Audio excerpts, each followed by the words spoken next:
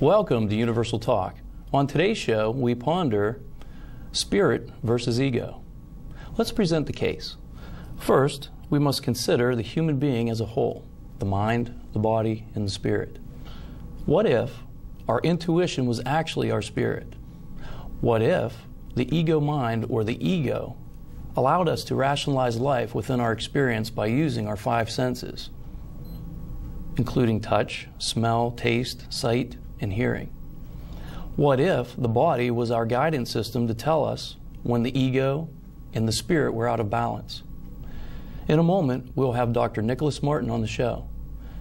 He has a master's degree in the area of social work and school psychology. He also has a doctoral degree in education.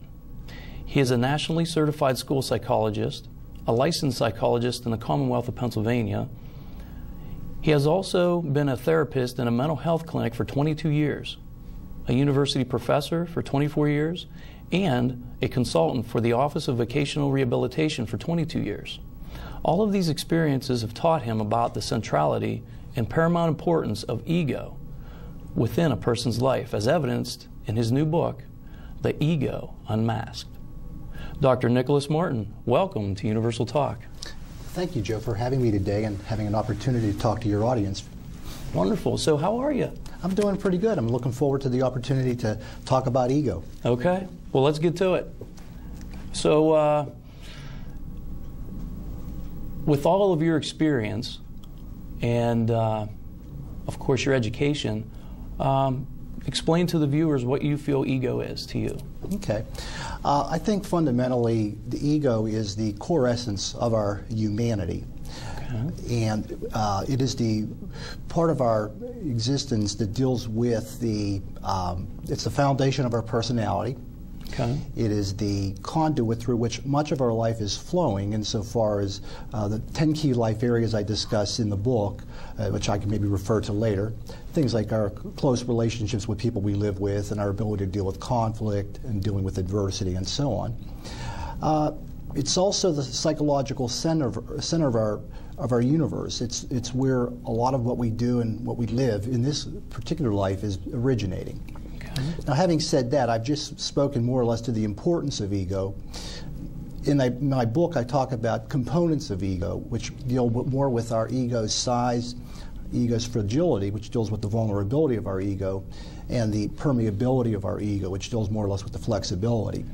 So it's those combination of aspects or components to our ego that make up what I call an ego type and influence our lives in profound ways. I see. So do you counsel people on their ego? Well, historically, what we have done over the years has been able to talk with people about aspects of life that ultimately are being affected by their ego. But the book that I've written really speaks more directly to the importance of ego and awareness of the ego more directly than may have been the case in the past, even when I was doing therapy in a mental health clinic, as well as the understanding of how to work with managing it in an effort to bring it into balance, and then ultimately to understand if it's truly been enhanced by understanding whether we are just thinking the new things that affect our ego in positive ways or actually living them. I see. Okay. Well, I prepared a few questions here for you. Thank you. So hang on the line here. So do you believe in a mind-body-spirit connection? Absolutely. I think that as a human being we have a duality involving our ego self that works with, or maybe not with, or against our divine self. And that a lot of times individuals who are seeking to move forward on the spiritual path and to awaken spiritually are having their abilities to move forward being interrupted by the workings of the unconscious ego in their lives. Okay. So there, in your opinion, there absolutely is a correlation or a connection, I guess, would be a better way to put it, with the mind, the body, and the spirit. Yes, there is. Okay. Great. Let's see, what else do I got here for you?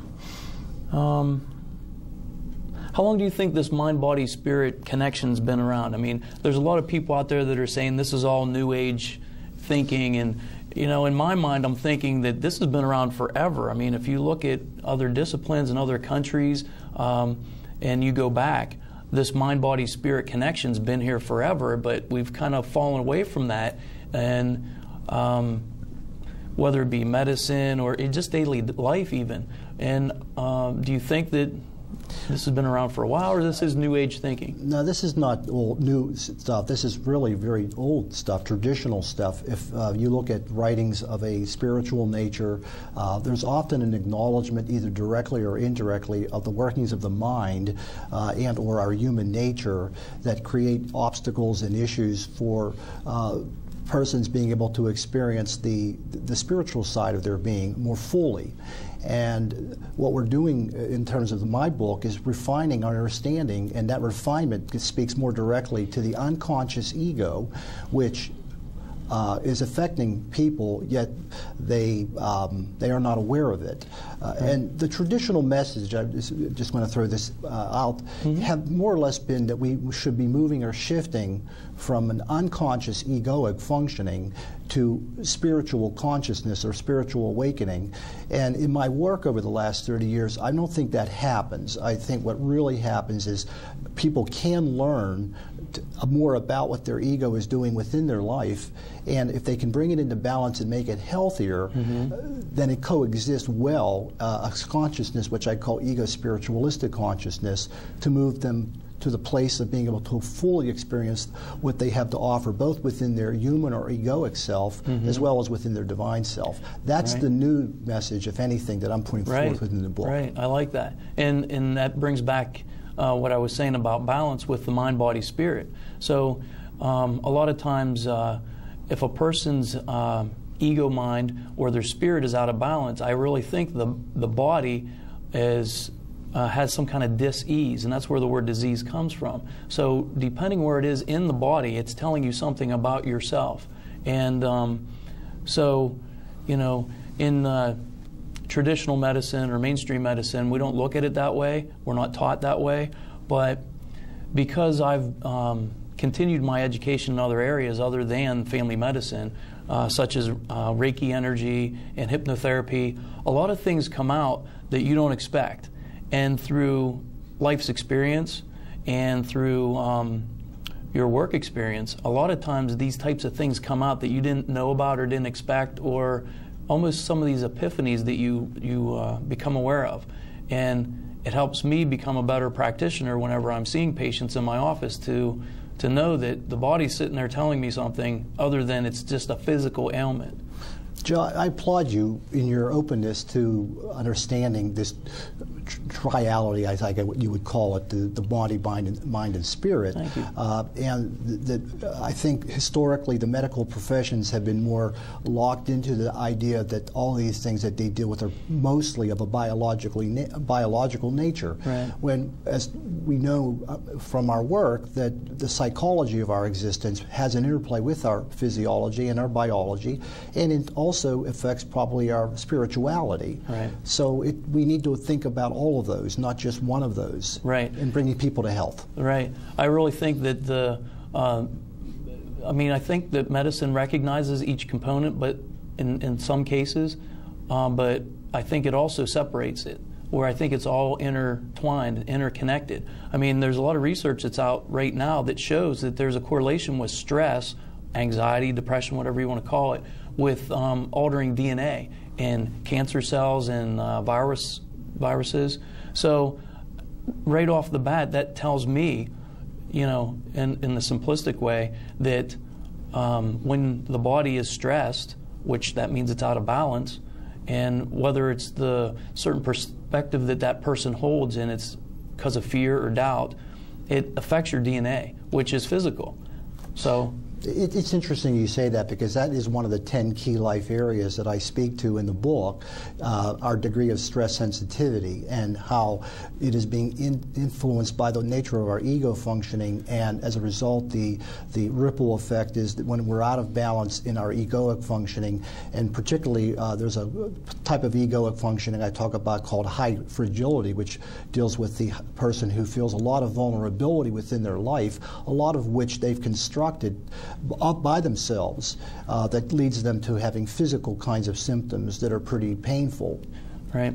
Do you feel that the ego mind is difficult for each individual to look at, so to look at themselves because they don't want to see that in themselves, but deep down it's a truth? Absolutely. I think that's the whole purpose of the book and the title, The Ego Unmasked, because the term the ego mask would mean that it's functioning at an unconscious level in a very powerful way. And the ego has all kinds of ways of helping us not to see ourselves as we truly are. And I just would add that it's kind of painful to do that.